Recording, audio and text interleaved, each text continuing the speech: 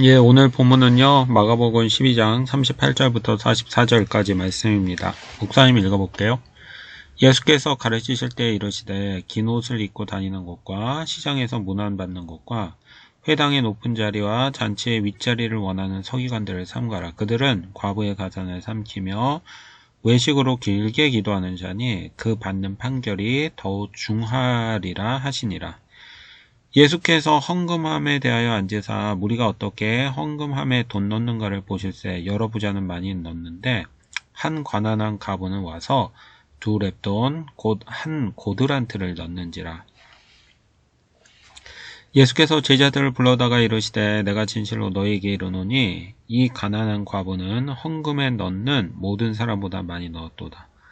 그들이 다 풍족한 중에 넣었거니와 이 과부는 가난한 중에서 자기의 모든 소유 곧 생활비 전부를 넣었느니라 하시니라. 아멘. 이것은 하나님의 말씀입니다.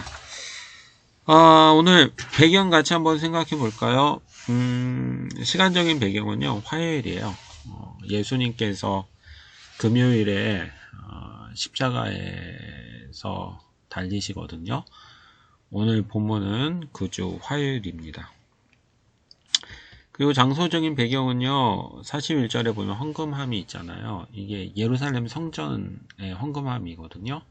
그래서 예루살렘 성전이 장소적인 배경이 되고요. 그리고 등장인물은 38절에 보면 예수님, 39절에 서기관, 42절에 과부 이렇게 등장합니다. 그래서 오늘 본문 이렇게 정리할 수 있을 것 같아요. 화요일에 예루살렘 성전에서 예수님께서 서기관과 과부에 관해서 말씀하신 내용, 그게 바로 오늘 본문입니다. 언제요? 화요일에요. 어디서요? 예루살렘 성전에서요. 누가요? 예수님께서 서기관과 과부에 대해서 말씀하신 것, 그게 바로 오늘 본문의 내용입니다. 자, 먼저 오늘 본문에서 사람 찾기를 먼저 해보려고 하는데요. 따르지 말아야 될 신앙의 모습들입니다. 오늘 그 서기관들을 보면 따르지 말아야 될 신앙의 모습들이 있거든요. 38절부터 40절까지의 말씀을 보면 예수님께서 서기관들이 가지고 있는 잘못된 신앙의 태도를 여러 가지로 말씀하시는데 오늘 우리는요, 따르지 말아야 될 신앙의 태도로 3가지를 같이 한번 생각을 해보려고 합니다. 따르지 말아야 될 신앙의 모습, 첫 번째는요, 38절이에요. 예수께서 가르치실 때 이르시되 긴 옷 입고 다니는 것과 입니다. 여러분, 서기관들은 긴 옷을 입고 다녔어요. 그리고 이런 서기관의 모습들을 따라해서는 안 된다. 혹은 주의해야 된다. 이렇게 예수님께서 말씀하고 계시는 것이죠. 여러분, 긴 옷을 입고 다니는 게 왜 문제가 됩니까? 여기서 말하는 긴 옷이란 단지 긴 옷을 의미하는 것이 아니라 그 서기관들의 신분을 나타내는 거예요. 이 서기관들은 당시에 종교 지도자들이었거든요. 그리고 종교 지도자임을 상징하는 어떤 긴 옷들이 있었던 거예요. 그런데 이 서기관들은 자신들이 종교 지도자임을 드러내고 싶어서 늘 그 옷을 입고 다녔던 것이죠.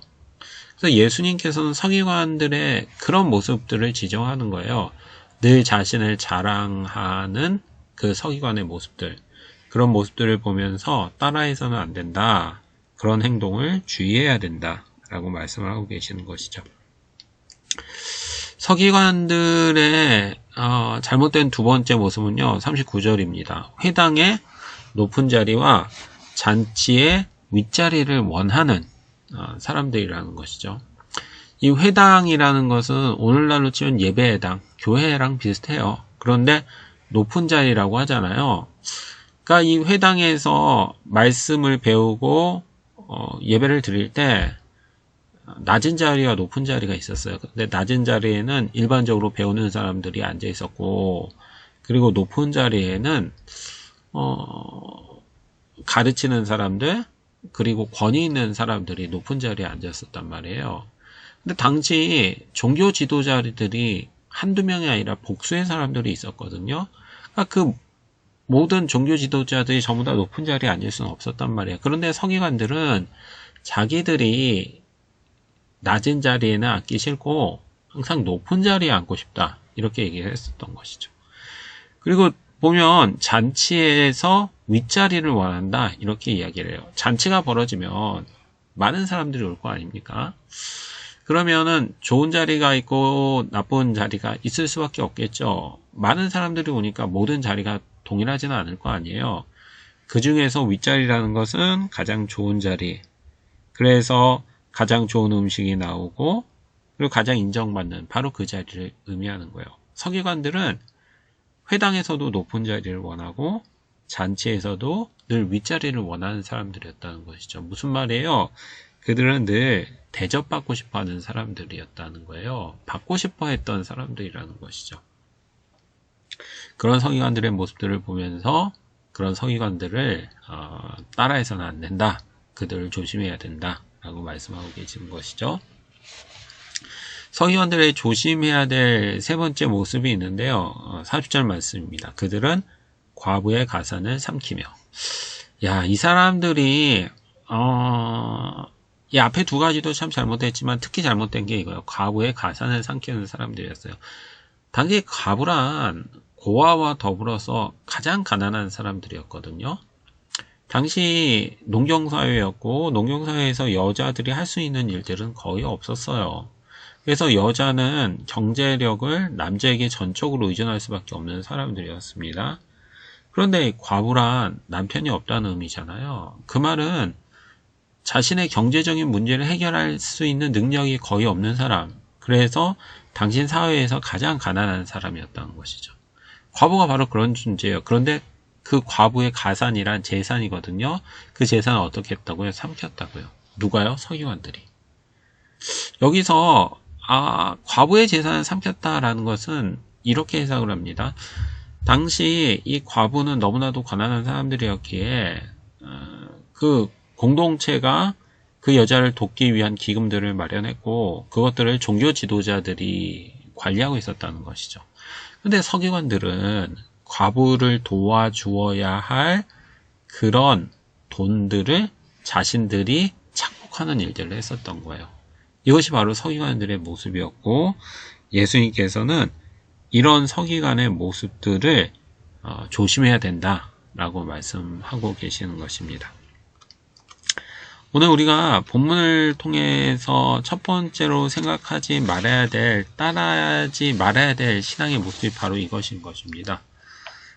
이런 모습들을 보면서 오늘 우리 안에는 서기관과 같은 모습들이 있지 않은가 하는 생각을 하게 되는 것이죠. 여러분, 먼저 서기관들은 어떤 사람이었어요? 긴 옷을 입고 다니는 사람이었어요. 쉽게 얘기하면 어떤 사람이었죠? 자기 자신을 자랑하는 사람들이었던 것이죠. 여러분, 오늘 우리의 삶들 속에서는 스스로를 자랑하는 모습들이 있지 않은가? 한번 되돌아봤으면 좋겠어요. 내가 공부를 잘해서, 혹은 내가 운동을 잘해서, 내가 무엇인가를 잘해서 자랑하는 모습들이 있지 않은가? 아니면 우리 집이 남들보다 조금 더 잘 살아서 그런 것들을 자랑하는 모습들이 우리 안에 있지 않은가?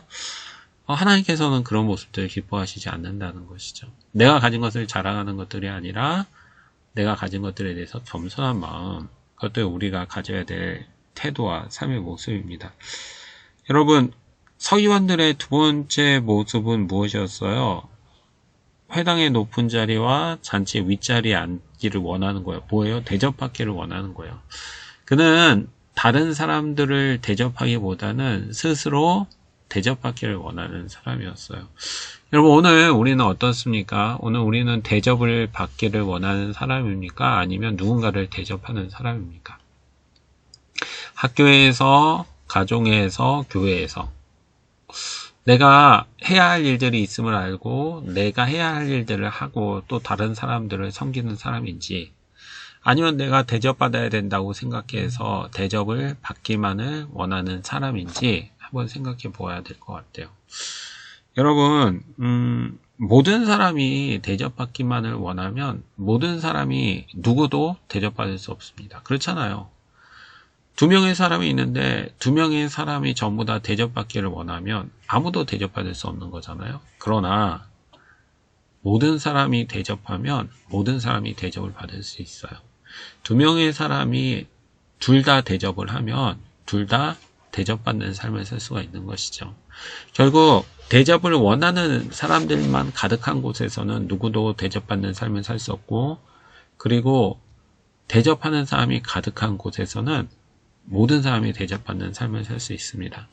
오늘 우리가 서기관들처럼 대접받기를 원하는 삶이 아니라 대접하는 삶을 살았으면 좋겠어요.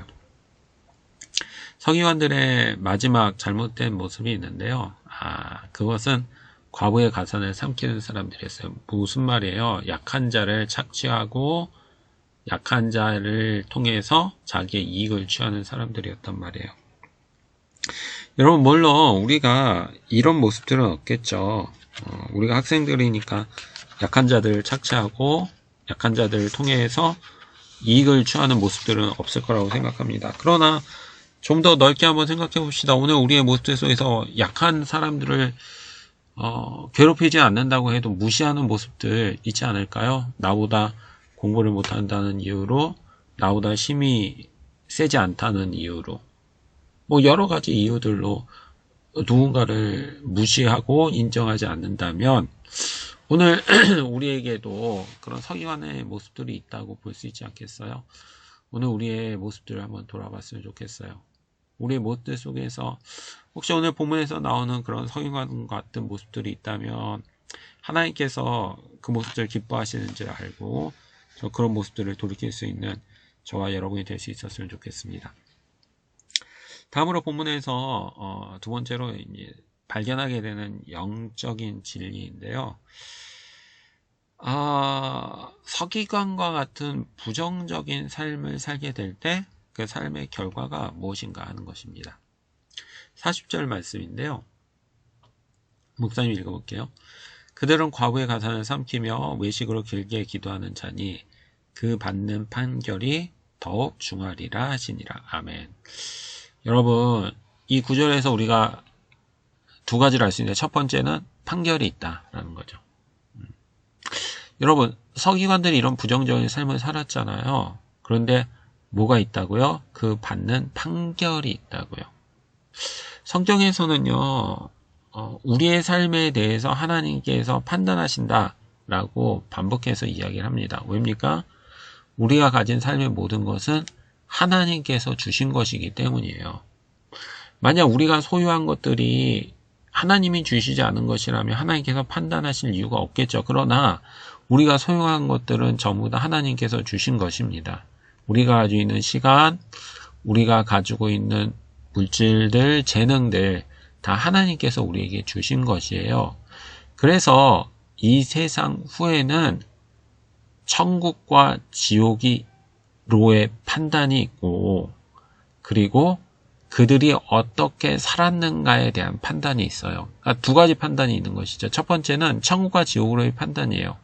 천국과 지옥으로의 판단의 기준은 믿음입니다. 믿음이 있는 사람은 천국에 가고 믿음이 없는 사람은 지옥에 가죠. 그리고 두 번째 판단이 있는데 그것은 그들의 삶에 대한 판단이고 그 기준은 그들이 이 세상에서 어떻게 살았는가 하는 것이죠. 하나님 앞에서 올바른 삶을 살았다면 하나님께서 그들을 긍정적으로 판단하시고, 그러나 이 서기관 같은 삶들을 살 때 하나님께서 부정적으로 판단하신다는 것입니다. 오늘 우리가 본문을 통해서 두 번째로 생각하고 싶은 영적인 진리가 바로 이것이요. 첫 번째, 우리의 삶을 하나님께서 판단하신다. 그리고 두 번째, 그 판단에는 두 가지가 있는데 천국과 지옥으로의 판단, 그것의 기준은 믿음이고, 그리고 우리의 삶에 대한 판단이 있는데 그것의 기준은 우리의 삶의 모습들이다. 우리가 하나님 앞에서 올바른 삶을 살아갈 때 하나님께서 우리를 긍정적으로 판단하실 것이고, 우리가 하나님 앞에서 서기관과 같은 삶들을 살아갈 때 부정적으로 판단하십니다 하는 것입니다. 여러분, 이런 영적인 진리들을 한번 곰곰이 생각해 봅시다. 우리가 이런 영적인 진리를 곰곰이 생각할 때 우리의 삶에서 서기관과 같은 삶의 모습들을 바꿔야 되는 굉장히 중요한 동기들을 가지게 되는 거예요. 여러분, 이 세상에는요, 서기관과 같은 삶의 모습들로 살아가는 사람들이 매우 매우 많습니다. 대접하기보다는 대접받기를 원하고 자기 자신을 자랑하기를 원하고, 그리고 자기보다 약한 사람들을 착취하면서 살아가는 수많은 사람들이 있어요. 그럼에도 불구하고 왜 그들이 그 삶의 모습을 바꾸지 않습니까? 그 삶의 결과 자신들이 손해를 입지 않기 때문이에요. 만약에 그들이 그렇게 살았기 때문에 뭔가 커다란 손해를 입는다면 당연히 바꿀 수밖에 없겠죠. 그러나 손해를 입지 않으니까 계속 그렇게 살아가는 거거든요. 그리고 손해를 입다고 해도 그 손해가 작으니까 계속 그렇게 살아가는 거예요. 그런데 그게 끝이 아니라는 거죠. 우리의 삶의 마지막에 하나님께서 우리의 삶들을 평가하실 것이고, 그리고 우리가 그런 반복된 삶을 살아갈 때 하나님께서 부정적인 평가를 반드시 하신다는 것입니다. 우리가 이것을 깊이 있게 깨달을 때 돌이키는 삶을 살아가게 되는 것이죠. 여러분, 우리의 삶의 마지막에 하나님의 판단이 있어요. 우리가 어떻게 살았는가를 하나님께서 분명히 평가하십니다. 그러므로 오늘 우리의 삶들 속에서 하나님의 평가가 있다는 것을 분명히 깨닫고, 우리의 삶에서 서기관과 같은 모습들이 있다면 그것을 돌이킬 수 있는 저와 여러분이 될 수 있었으면 좋겠습니다. 자, 마지막으로 하나님 찾기 해보려고 하는데요. 본문을 통해서 우리가 발견하게 되는 것은 하나님의 평가의 기준이에요. 하나님께서는 사람들을 보시면서 평가를 하시거든요. 그러면 하나님이 가지시는 평가의 기준이 무엇인가 하는 것입니다. 41절에 보면 예수님께서 헌금함에 앉으셨어요. 그리고 사람들이 어떻게 헌금을 놓는가를 보셨습니다. 먼저 부자는 많이 넣었어요. 그리고 42절에 보면 과부는 2렙돈, 한 고란투를 넣었습니다. 그러니까 오늘날로 따지면 1, 2만 원 정도를 넣는 거죠. 그러니까 이래요. 예수님께 헌금함이 있었어요. 그 예루살렘 성전에 헌금함이 있었고, 그래서 그 예수님께서는 그 헌금함 앞에서 사람들이 어떻게 헌금을 하는지 보셨습니다. 먼저 부자들이 오더니 헌금을 많이 했어요. 그리고 한 과부, 가난한 과부가 와서 1, 2만 원 정도를 헌금했습니다. 그렇다면 누가 헌금을 많이 한 것입니까? 당연히 부자가 헌금을 많이 했죠. 왜냐하면 과부는 1, 2만 원을 했고 부자는 많은 돈을 헌금했기 때문이요. 그런데 예수님의 평가는 전혀 틀립니다. 43절 하반절을 보면 이 가난한 과부는 헌금함에 넣은 모든 사람보다 많이 넣었다, 이렇게 말씀하세요. 분명히 부자가 더 많이 넣었단 말이에요. 과부는 그냥 1, 2만 원밖에 헌금하지 않았단 말이에요. 그런데 예수님의 평가는 뭐라고 얘기합니까? 과부가 헌금한 모든 사람보다 가장 많이 헌금을 했다라고 평가하시는 것이죠. 그렇다면 그 이유가 무엇입니까? 44절이에요. 그들은 부자들이죠. 다 그 풍족한 중에 넣었거니와 이 과부는 그 가난한 중에서 자기의 모든 소유 곧 생활비 전부를 넣었다. 예수님께서는 이렇게 말씀하시는 거예요. 부자들이 돈을 많이 헌금한 건 맞다. 그렇지만 그들이 헌금한 것은 자기가 가지고 있는 많은 재산에 비하면 정말 일부에 불과하다. 그런데 이 과부를 봐라. 이 과부는 1, 2만 원밖에 헌금하지 않았다. 그런데 그 1, 2만 원은 그녀가 가지고 있는 전부였다. 그녀는 전부를 헌금한 것이다. 그러므로 그 과부가 오늘 헌금하는 사람 중에서 가장 많이 헌금한 것이다. 이렇게 예수님께서 말씀하시는 것이죠. 이런 말씀을 통해서 예수님이 가지는 평가의 기준이 무엇인지를 발견하게 됩니다. 그것이 무엇입니까? 단지 양, 얼마가 아니라 어떤 태도를 가지고 했느냐, 그리고 어떤 열심과 최선을 다해서 했는가에 대해서 이야기를 하시는 것이죠.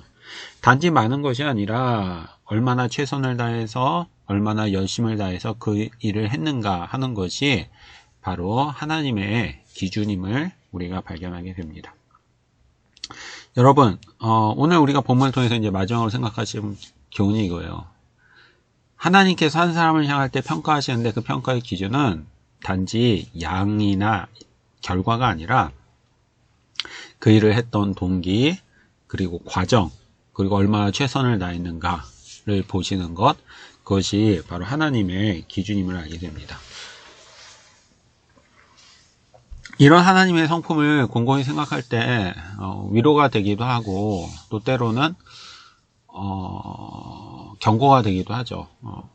그렇잖아요. 우리가 어떤 신앙의 어떤 활동들을 할 때 내가 다른 사람보다 더 했기 때문에 나는 괜찮아 라고 생각을 할 때가 있단 말이에요. 그런데 괜찮지 않다는 거죠. 오늘 부자는 분명히 이렇게 생각했을 거예요. 나는 과부보다 헌금을 많이 했어. 그러니까 나는 괜찮아. 그러나 예수님께서 보실 때는 그렇지 않았거든요. 왜냐하면 그는 더 할 수 있는 사람인데 일부만을 했기 때문인 것이죠. 그러므로 우리가 하나님 앞에서 혹은 교회에서 어떤 봉사를 하거나 어떤 신앙의 활동들을 할 때 나보다 못하는 사람들을 보면서 나는 그 사람보다 잘하니까 괜찮아 라고 생각을 한다면 그것은 단지 내 생각일 뿐 하나님은 그렇게 생각하시지 않을 수 있다는 거예요. 우리가 가지고 있는 것, 우리가 할 수 있는 것이 바로 기준이라는 것이죠. 만약 내가 할 수 있는 게 10인데 그 중에 5를 했다면 하나님께서는 그것을 보고 괜찮아 라고 말씀하시지 않는다는 거죠.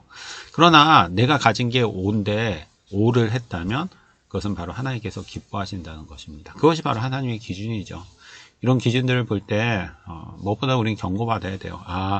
내가 누군가를 비교하면서 괜찮다고 생각하는 것이 결코 괜찮은 것이지 아닐 수 있구나. 내 기준은 다른 누군가가 아니라 내가 할 수 있는 것이구나 라는 것들을 깨달아야 됩니다. 반대로 위로받을 수 있어요. 우리가 내가 가진 것이 없어서 때로는 드릴 것들이 없어서 하나님 앞에 적은 것밖에 드릴 수 없는 상황일 수 있잖아요. 그때 다른 누군가는 많은 것들을 드리는 것을 보면서 나는 적은 것밖에 못 드리는구나. 하나님께서 기뻐하시지 않겠지 라고 생각할 때가 있단 말이에요. 근데 하나님께서는 기뻐하신다는 거예요. 왜냐? 우리가 가지고 있는 바로 그 전부를 드렸기 때문인 것이죠.